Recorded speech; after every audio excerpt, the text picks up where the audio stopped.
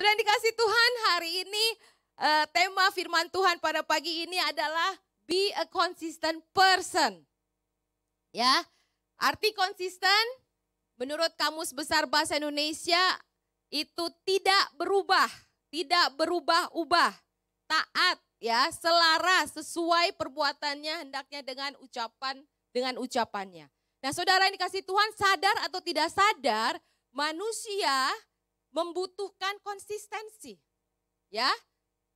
Terutama kita yang sudah ditebus oleh darah Yesus. Darah Yesus itu sangat-sangat mahal karena itu dirinya Yesus sendiri sudah menebus hidup kita. Ya. Kita tidak hidup dengan percuma. Ya, kita harus ada yang kita harus jaga, yaitu iman kita kepada Yesus kita harus jaga. Juga saudara, apa yang kita harus jaga? Rencananya Tuhan dalam hidup kita harus kita jaga dengan konsistensi. Ya, sesuai dengan Efesus 2 ayat 10 dan Filipi 2 ayat 13, dikatakan bahwa Tuhan mempercayakan pekerjaan-pekerjaan baik sesuai dengan rencananya. Dan tidak stop di situ saja, tapi juga Tuhan memberikan kemauan, keinginan untuk kita melakukannya. Ya, dan ini harus dijaga, harus kita memiliki konsistensi untuk kerinduan-kerinduan Tuhan yang Tuhan taruh dalam hati kita. Untuk kita bangun. Ya. Saudara, zaman sekarang zamannya kacau balau. Orang merit bisa dalam hitungan hari. Ya. Tetapi kita percaya kalau anak-anak Tuhan ada kerinduan Tuhan menempatkan di hatinya mau sampai menutup mata. Amin. Ya, gonta-ganti pasangan biasa. Cerai biasa. Ya. Tetapi kita anak-anak Tuhan kepengen kerinduan Tuhan yang Tuhan taruh sampai bye-bye goodbye, ketemu lagi di surga nanti. Ya. Dan orang tua, saudara, apa yang terjadi? Orang tua juga pasti rindu memberikan teladan yang baik. Kita semua yang sudah ditebus, tidak ada satupun yang tidak mempunyai kerinduan untuk memberikan teladan yang baik buat anak-anaknya. Ya, generasi sekarang generasi milenial. Orang katakan, nggak apa-apa generasi milenial mah nggak ke gereja nggak apa-apa. Tapi kita pengen anak-anak kita menjadi anak-anak yang takut akan Tuhan. Ya, bukan generasi milenial saja, tapi generasi militan buat Tuhan. Amin. Generasi yang cinta Tuhan. Generasi yang mau memberikan dirinya buat dipakai oleh Tuhan. Ya, ada juga kerinduan-kerinduan yang Tuhan taruh dalam hati saudara dan saya. Apa saudara? Yaitu kerinduan untuk harmonis. Zaman sekarang harmonis itu mahal. Unity itu mahal saudara. Baru-baru ini saya dengar 5 tahun lebih anak sama mamahnya nggak ngomong. Nggak ngomong 5 tahun lebih saudara. Aduh saya kepikir, kalau terjadi jangan sampai terjadi. 5 tahun lebih saudara. Nggak ngomong, jadi mahal. Keharmonisan mahal. Keunitian mahal. Dan saya percaya itu Tuhan mau kita jaga konsistensinya. Amin. Ya, ada juga apa saudara? Tuhan mungkin taruh di hati-hati saudara kerinduan untuk membuka bisnis kayak Bapak Anto. Ya, buka bisnis. Untuk apa? Memberkati orang-orang di sekitar. Memberkati pekerjaan Tuhan, memberkati misi Tuhan. Ya. Dan juga yang paling terakhir bukan terakhir juga yang saya kepikir adalah apa saudara? Visinya Tuhan, misinya Tuhan. Tuhan percayakan dalam hati saudara dan saya. Seperti saat ini kita ada di sini, ya, kita menikmati yang namanya Family of God, Ecclesia Northwest. Itu ada satu pribadi yang menangkap visi Tuhan. Bapak senior kita, Bapak senior pastor ya. Pak Sem ya, Pak Sem menangkap visinya Tuhan. Ya, misinya Tuhan sehingga kita boleh menikmati. Dan ini dimulai dibangun dari sesuatu dan harus dikonsistensikan. Saya nggak tahu Tuhan mau bawa sampai berapa lama. Dan kalau saya mau terus berdoa bahwa Ecclesia Family of God ini sampai generasi terus turun-temurun. Saya nggak mau bilang sampai generasi keempat. Tapi saya mau percaya mau turun-temurun. Cucu saya juga kepengennya mau di sini kalau ada. Nanti cucu saya ya. Sampai di surga nanti ada juga itu kompleks Ecclesia Family of God Northwest ya. Nah saudara, tetapi apa yang kita bangun ya. Semua konsistensi yang kita bangun, semua hal yang kita bangun ini saudara, apa yang terjadi? Ini akan sia-sia kalau tidak ada konsistensi. Ya, saudara amin kan? Tidak ada hal yang bisa kita nikmati kalau tidak ada konsistensi. Ya, semua visi, semua kerinduan Tuhan, semua keinginan Tuhan yang Tuhan taruh dalam hati saudara, yang Tuhan mau kita bangun dan kita memulainya untuk membangunnya. Tapi tidak stop untuk hanya sampai mulai. Kita harus ada sesuatu yang kita harus kerjakan, yaitu konsistensi. Konsistensi ini sangat-sangat penting. Ya, konsistensi apa saudara? Mungkin ada kebiasaan-kebiasaan baru yang saudara harus mulai untuk membangun keinginan Tuhan, untuk membangun kerinduan Tuhan, untuk membangun visinya Tuhan. Kebiasaan-kebiasaan baru, godly attitude, ingat ya. Semua hal itu didasari oleh karakter yang baik. Kadang pengetahuan, bakat juga percuma kalau tidak ada karakter yang baik. Dan karakter yang sempurna adalah karakter Kristus. Yaitu godly attitude. Itu yang harus kita bangun. Tapi semua itu yang seperti saya tadi katakan, kita perlu yang namanya konsistensi. Nggak bisa 1 bulan, tok, dan kemudian tidak ada lagi. Ya, perjalanannya. Contohnya Bapak Charles Templeton. Saya nggak tahu apakah pernah di-sharing, tetapi ini satu kisah yang kisah hidupnya biarlah menjadi awasan di dalam kehidupan saudara dan saya. Tahun 1936 ia lahir baru, dia dibaptis, dia pernah berkhotbah ya lebih dari 1,5 juta orang per tahun. Luar biasa ya. Ya kita berkhotbah bisa hitungan jari, cuma ini 1,5 juta. Ya, pada tahun 1941 saya lihat kisahnya, dia bersama Billy Graham ya, dia leading evangelist, dia mendirikan Youth for Christ. Dan banyak orang berpendapat bahwa Charles ini akan lebih hebat dari Billy Graham. Ya, banyak orang meramalkan, mempredik wah dia akan tetap menjadi memberikan inspirasi sampai akhir hidupnya. Tetapi apa yang terjadi saudara, tahun 1957 ternyata dia gagal mempertahankan imannya kepada Tuhan. Dia menjadi ateis, dia menyangkal pelayanan selama 21 tahun. Ya. Ini adalah salah satu penyebab untuk gagal imannya, yaitu maybe konsistensi yang tidak dijalankan. Hari ini tadi saya lihat renungan Rick Warren, dikatakan ada 1,000 local churches itu dying. Because ada banyak orang Kristen yang sudah mulai undur, tidak mau melayani Tuhan. Yang sudah mulai stop, mungkin dulunya berapi-api, tapi stop, tidak melayani Tuhan, tidak dijaga konsistensinya, tidak dijaga apinya, ya. Ini penting sekali. Beberapa minggu yang lalu saya kepikiran melakukan survei kecil-kecilan, saudara ya. Saya kepikiran kecil-kecilan, saya ingin tahu ini konsistensi karakter saya itu seperti apa. Di dalam rumah dan di luar rumah itu sama enggak? Ya, saya tanya kepada suami saya bilang, "Pih, saya itu seperti apa sih? Coba sebutkan ini maksudnya yang kayak apa sih, pokoknya terserahlah kamu apa karakter yang kamu lihat dari saya." Saya tanya anak-anak saya interview, saya tanya Daniela, Mikaela. Tapi saya tidak berhenti, jadi saya mau lihat, saya juga tanya sama beberapa saudara seiman saya termasuk ya pagem kita ya, Pak Nikola. Saya tanya, "Oh Nik, ini karakter saya kok Nik ya?" Saya tanya, saya survei saudara, saya lihat, kemudian saya pengen tahu, kalau waktu saya tahu seberapa konsistensi saya di dalam dan di luar rumah. Hanya cuma beda selangkah loh saudara, ya. Hanya beda selangkah, luar atau rumah, tapi kadang-kadang berbeda hasilnya. Ada banyak peristiwa kejadian yang saya dengar, Bapak Anu, kalau sama orang baik banget, ramah banget. Ya, sabar, dikenal peramah. Tapi kalau begitu melangkah 1 step keluar ke dalam rumah dikenal pemarah, galak. Pemarah, aduh katanya. Pasangan salah sedikit diomelin, kotor sedikit aduh udah deh asoy deh ya. Ya udah. Kayaknya apa-apa, tapi kalau sama di luar rumah, aduh senyum ya. Kesalahan dikit marah-marah, kata-katanya setajam ya. Atau sebaliknya saudara, sama keluarga sendiri baik banget. Ya generous banget. Tapi kalau suruh sama orang lain, papa pekerjaan Tuhan, ini kantong susah dikeluarin ya.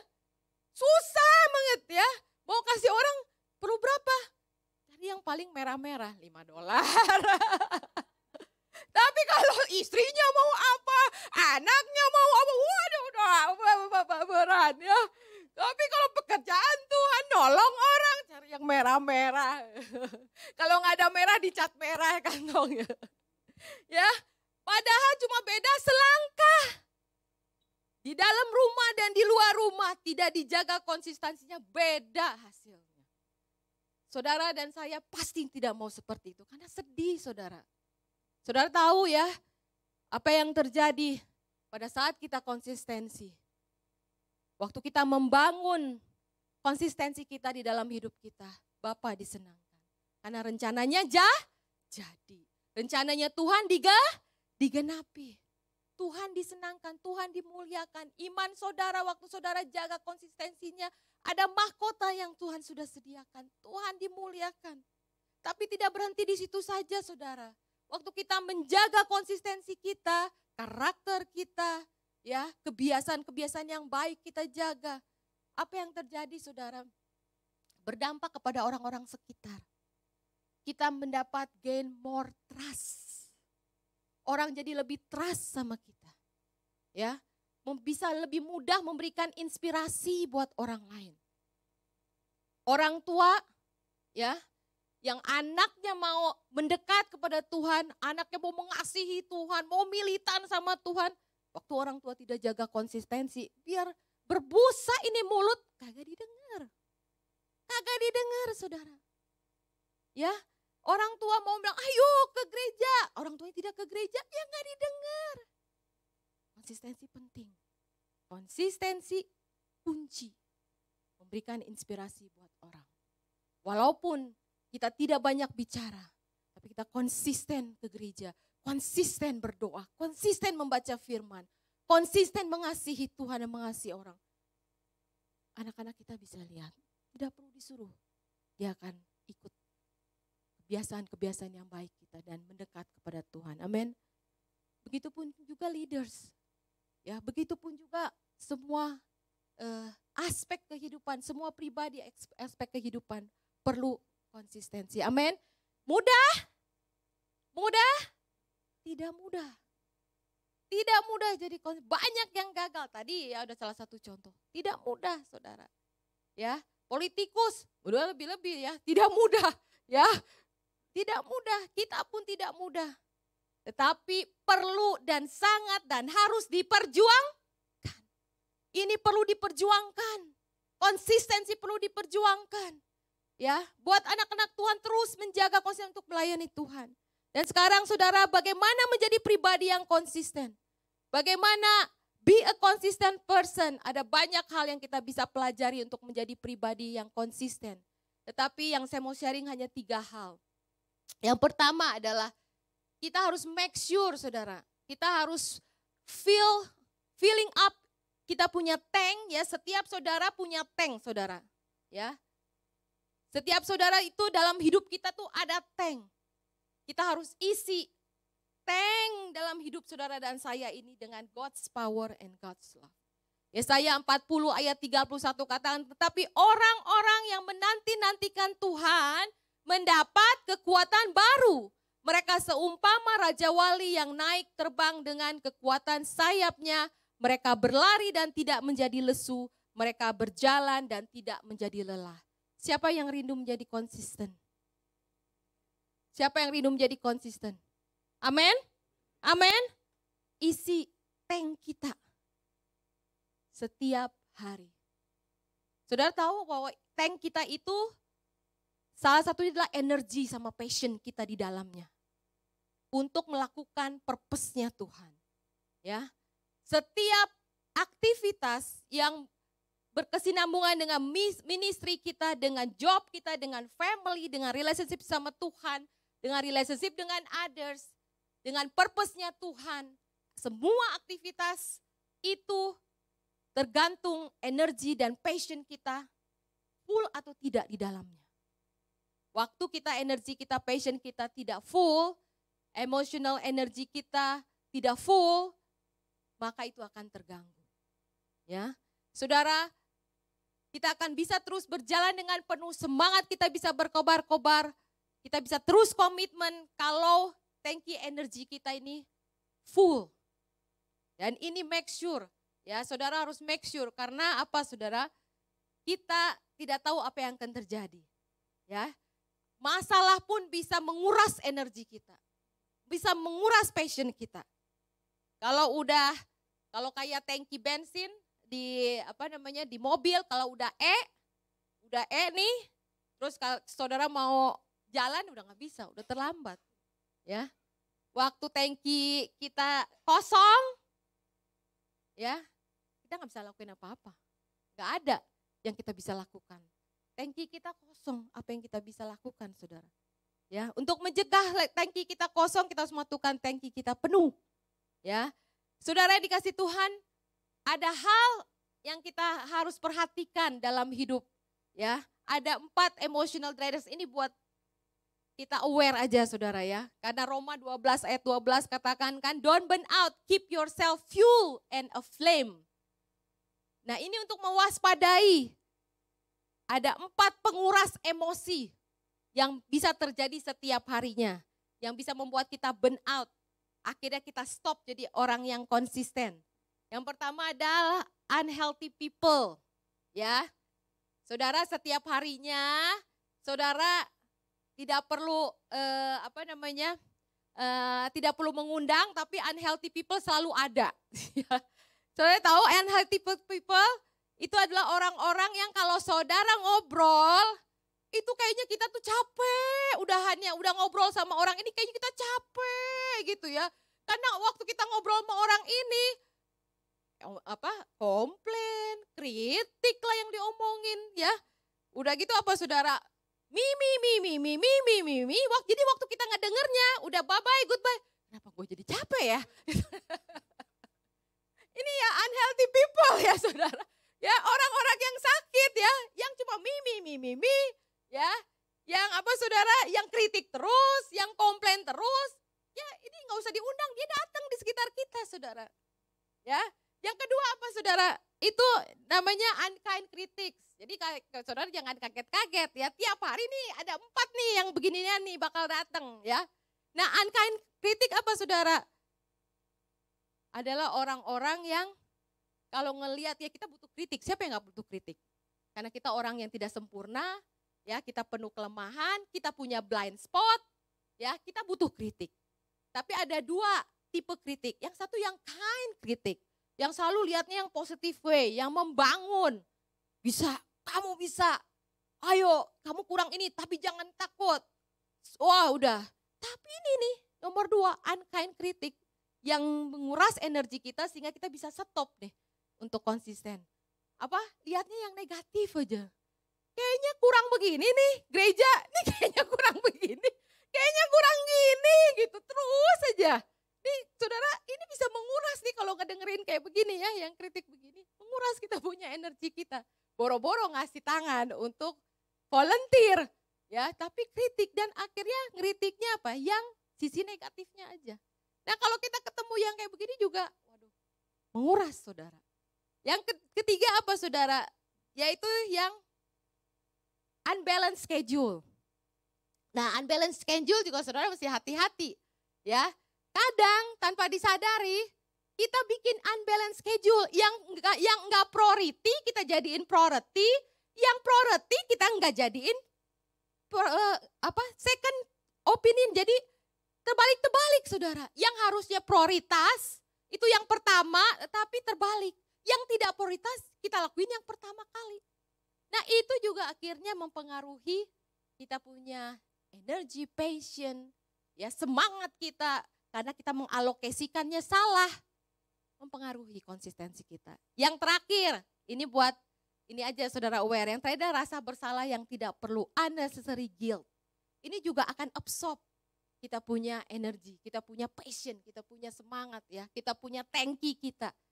Ya, ada banyak juga orang-orang yang saya pernah dengar papa mamanya mungkin cerai, tapi anaknya merasa bersalah dan terus merasa bersalah. Ya padahal mungkin papa mamanya punya permasalahan sendiri, tapi dia mungkin masih muda, dia pikir karena dia orang tuanya bercerai, jadi anaknya punya unnecessary guilt. Dan ini juga kesian nanti anaknya. Dia bisa, kalau dia punya tujuan Allah, bisa-bisa terganggu karena konsistensi. Nah, oleh sebab itu saudara, kita harus waspadai. Kita harus make sure isi dengan God's power and God's love. Ya, kita harus tahu bahwa hanya Tuhan yang sanggup mengisi kita punya tank dalam kehidupan kita. Amin. Ya, waktu kita datang kepada Tuhan, pemilik hidup kita, hanya Dialah yang bisa sanggup menolong kita, mengembalikan semangat kita, mengembalikan energi kita, mengembalikan passion kita. Waktu kita mengalami encounter dengan Tuhan, itu berarti kita sedang mengisi semuanya, ya, sehingga kita punya cadangan untuk menghadapi, ya ini mah yang tadi 4 orang ini belum masalah loh saudara, ya saudara ini belum masalah, ini belum ketemu lagi itu, jadi dalam satu hari itu ada banyak hal yang kita tidak bisa say no dan kita harus hadapi dan make sure hadapi dengan tangki yang full dengan kuasa Allah. Amin. Dan salah satu yang kita harus lihat adalah contoh dari Tuhan Yesus sendiri. Tuhan Yesus sendiri katakan Ibrani 13 ayat 8, dia adalah pribadi yang konsisten, prinsip hidupnya tidak berubah. Yesus Kristus tetap sama kemarin dan hari ini dan untuk selama-lamanya. Dia memberikan teladan bagaimana dia setiap harinya mengalami encounter dengan Tuhan, dengan Bapa. Markus 1 ayat 35 katakan, pagi-pagi benar waktu hari masih gelap, ia bangun dan pergi keluar, ia pergi ke tempat yang sunyi dan berdoa di sana. Konsistensi bisa dilakukan, bisa dijalankan, possible dijalankan pada saat waktu kita mengambil pilihan, kita duduk di kaki Tuhan. Amin. Kita mau mengalami encounter Tuhan. Hadirat yang memperbaharui kekuatan kita. Ya. Kehadiran kasih-Nya mengusir roh ketakutan, roh keputusasaan, roh kesedihan. 2 Timotius 1 ayat 7 katakan Allah memberikan kepada kita bukan roh ketakutan, melainkan roh yang membangkitkan kekuatan, kasih dan ketertiban. Waktu kita datang dalam hadirat Tuhan, 2 Timotius 1 ayat 7 ini terjadi dalam hidup saudara dan saya. Ada kekuatan yang baru, ada kasih Allah yang memberikan comfort, yang memberikan kelegaan, yang memberikan kemampuan untuk datang kembali, untuk datang mengingat kembali visi-visinya Tuhan. Kekuatan kasih itu luar biasa. 1 Korintus 13 ayat 7, love never gives up. Ya, ada banyak orang yang redup karena kasih Tuhannya udah gak ada. Ya, redup akan konsistensinya karena apa? Gampang aja. Love never give up. Begitu dia ini, saya percaya Pak Sam sampai sekarang udah berapa puluh tahun ya. Itu pasti kasihnya Tuhan. Pak Sam terus jaga visinya. Coba kalau suatu saat, ya saya gak mau lagi ya di Family of God, Bapak ikut banyak, kita mau gimana ya saudara. Kita bingung-bingung ya misalnya. Tapi puji Tuhan, Pak Senior kita ya, pastor kita jaga kasih Tuhan. Dengan encounter dengan Tuhan, itu mengempartasi kita, menginspire kita. Love never give up. Bisa cinta sama istri, cinta sama suami, biar udah peot-peot tapi tetap cinta, love never give up. Amin. Kalau mau ganti pasangan, duduk dulu di kaki Tuhan. Berarti kurang tuh tangkinya. Ya, duduk dulu di kaki Tuhan, berarti kurang nih ya. Ada, nggak usah susu. Apa? Kenapa ya? Kenapa ya itu orang bisa meninggalkan istrinya? Nggak usah susah-susah. Suruh duduk aja di kaki Tuhan. Suruh dia encounter sama Tuhan. Ya, nanti Tuhan sendiri. Waktu dia encounter sama Tuhan, ada hikmat Tuhan, ada wisdom Tuhan, ada kasihnya, kekuatan yang baru. Mempengaruhi relationship-nya dengan pasangan. Amin, saudara. Kasih Tuhan itu merenew kita, memulihkan. Jadi nomor 1 itu. Ya, nomor 1 itu. Suatu hari saudara, ini suatu hari ya. Terjadi satu hal yang kurang enak. Ya, saya disalah mengertikan orang. Ya, setelah orang itu pulang dari rumah saya, malamnya saya datang kepada Tuhan. Saya bilang, Tuhan saya ampunin orang itu. Tolong pulihkan hati saya.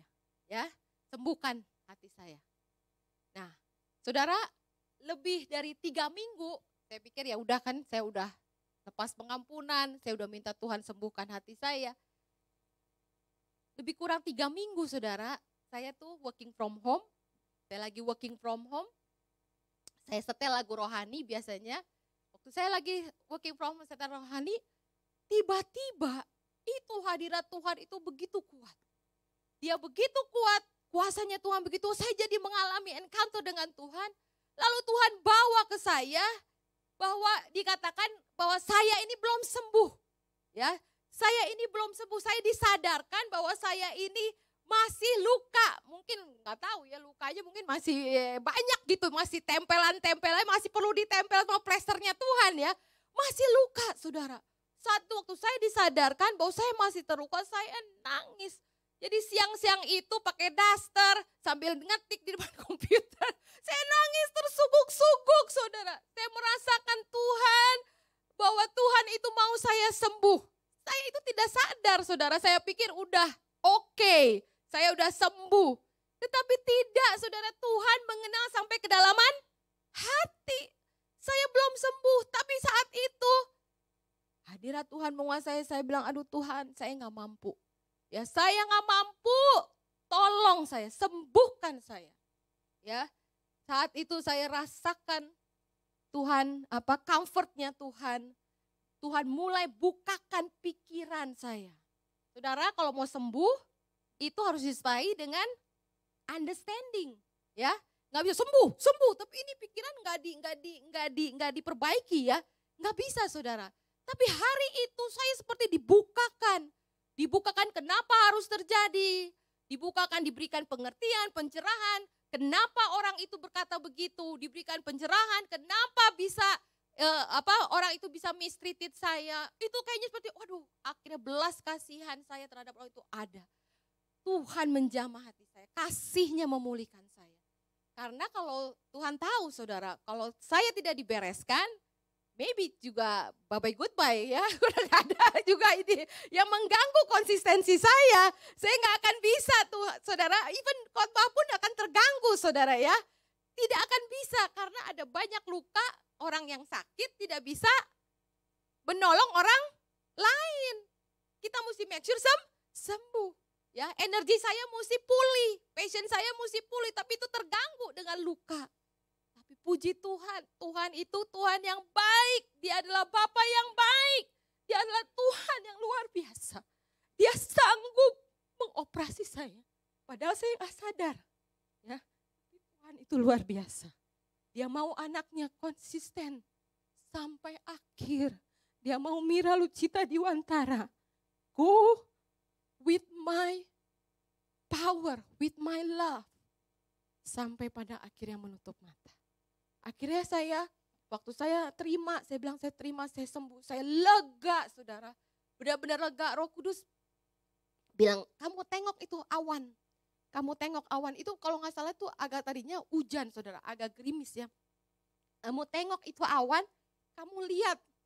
Itu peristiwa saya tidak pernah lupa. Waktu itu saya tengok, itu awannya putih bersih. Saya lihat, saya sepertinya ditunjukkan hati kamu sudah bersih. Hati kamu sudah pulih. You can go, terus berjalan dalam rencana Tuhan. Amin. Saudara, kita tidak bisa menghindari kita terluka. Kita tidak bilang stop orang melukai kita, tidak bisa. Tapi waktu kita datang dalam hadirat Tuhan, kita minta Tuhan periksa tangki saya. Apakah tangki saya full, apakah setengah full, ataukah bahkan cuma udah tinggal tuh ya.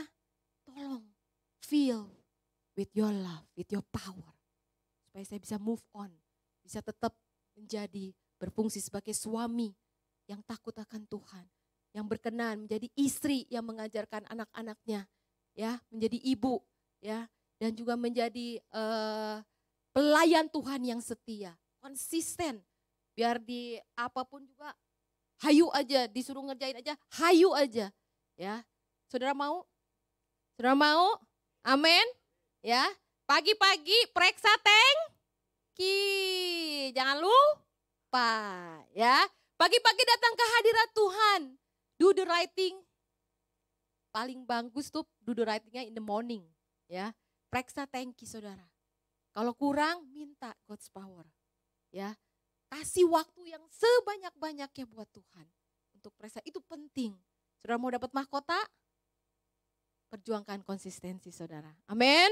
Yang kedua, bagaimana kita menjadi konsisten, yaitu apply self-control.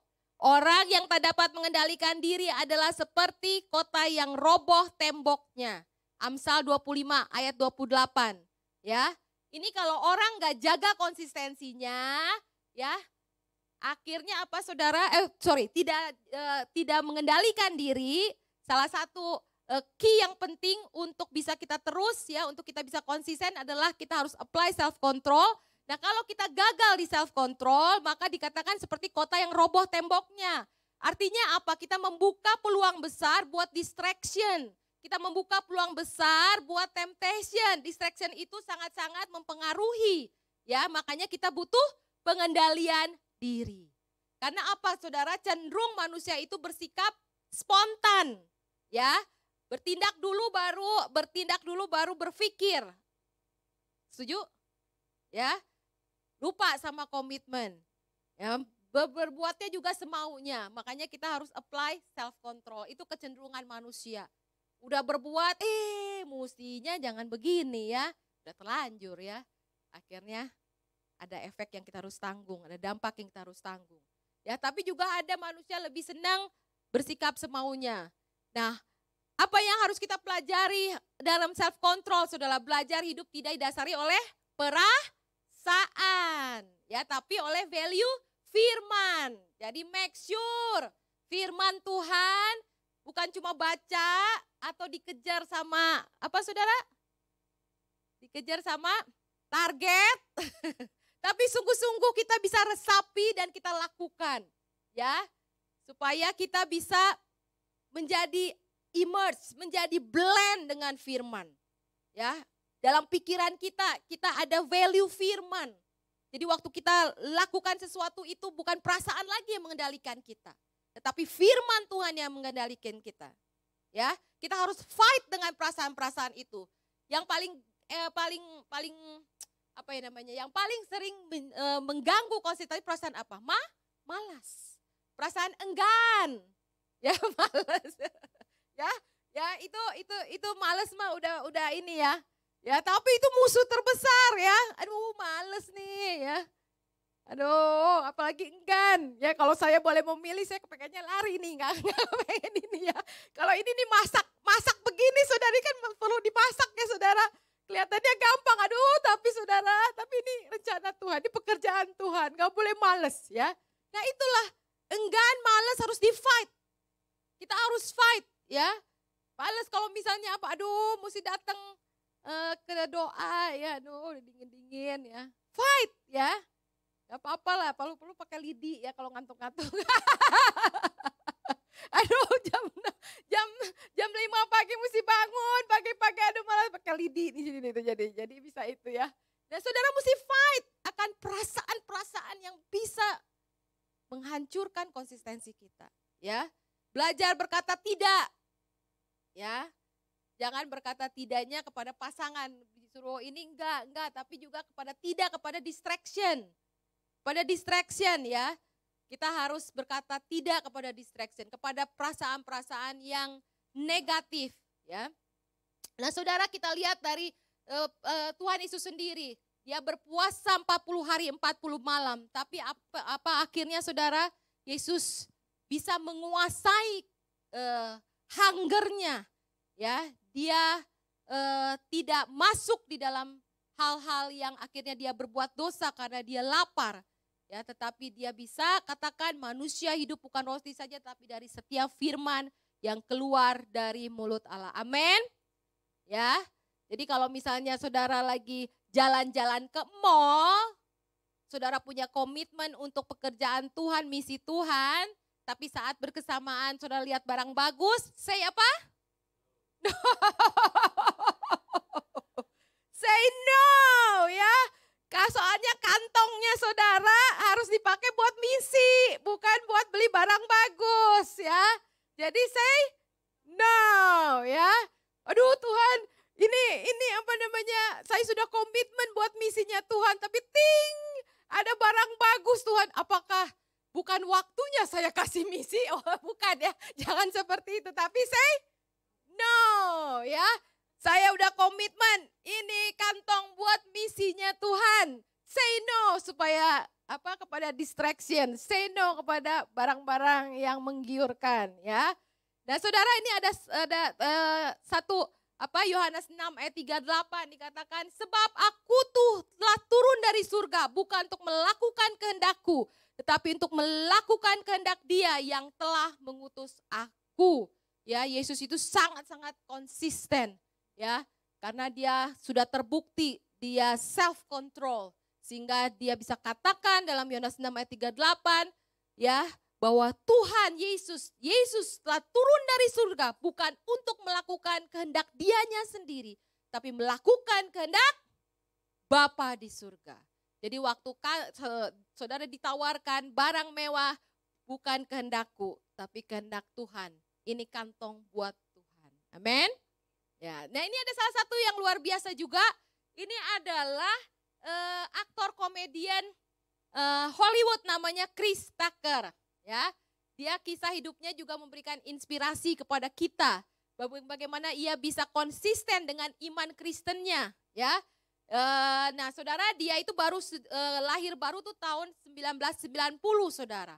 Dan dia ditawarkan satu tawaran yang menggiurkan untuk main film dengan harga bukan cuma cepet dolar, 143 miliar rupiah. Ya, wow. Kalau 100-200 dolar suruh itu gampang saynya. No, gampang. Nah ini 143 miliar loh saudara ya. Ya, nggak gampang sebenarnya untuk say no. Tapi di film itu dia harus merokok dan dia harus memaki. Ya, karena ada adegan harus merokok dan harus memaki. Dan dia sudah lahir baru, dia mau pertahankan imannya, dia mau mempertahankan karakternya, dia tidak mau memberikan inspirasi kepada orang yang nontonnya, dia mau konsisten ya, memperlihatkan bagaimana hidup sebagai pengikut Kristus. Dia tolak 143 miliar, itu 10 dolar ya, 10 million ya. Nah, dalam rupiahnya 143 miliar. Enggak gampang saudara, mean something. Bukan mean something, bisa dapat apa itu 143.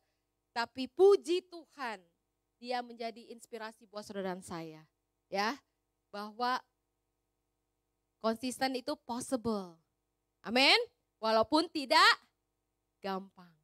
Ya, biarlah Roh Kudus tolong kita untuk mengaplikasikan penguasaan diri. Supaya semakin terbangun, kita bisa konsisten untuk menyelesaikan rencana Tuhan. Amin. Yang ketiga, ini yang terakhir saudara ya, ini looking for support. Ya saudara, ini looking for support.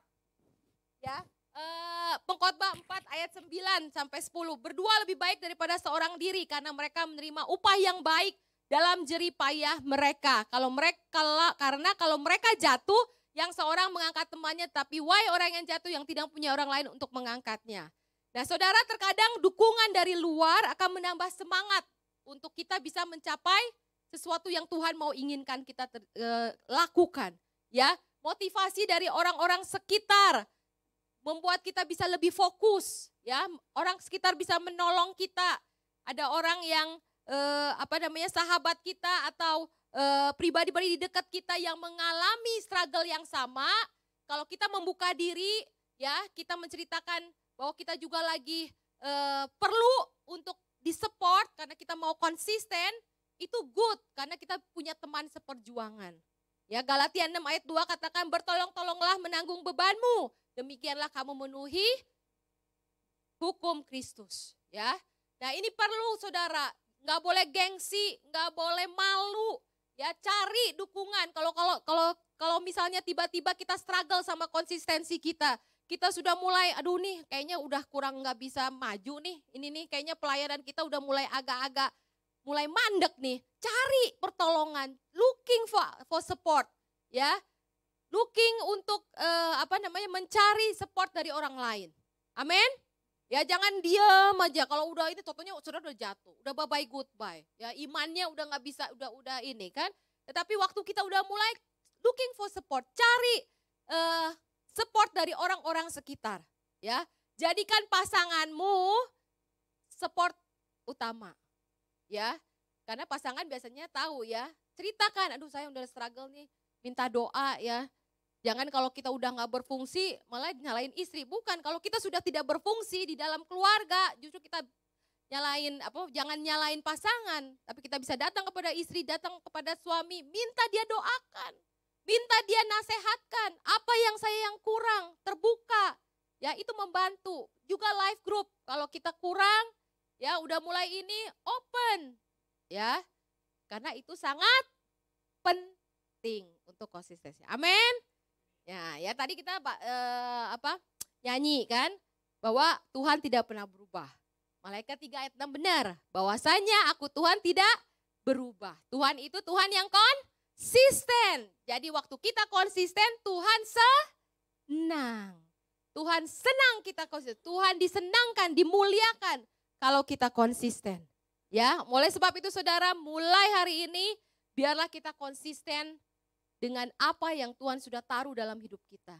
Iman itu sudah Tuhan beri. Konsistenlah, mengasihi Tuhan. Diberkati, nggak diberkati, tetap mengasihi Tuhan.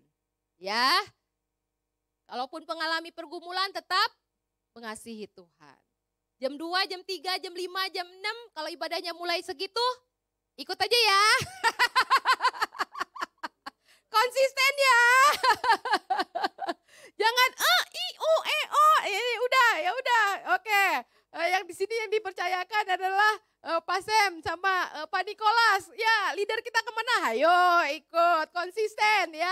Karena kita mau bersama-sama konsisten dalam unity ya. Konsisten mengasihi Tuhan, konsisten mengerjakan tugas panggilan Allah, konsisten mengasihi keluarga. Amin. Ya, mari kita tutup dengan Matius 24 ayat 13.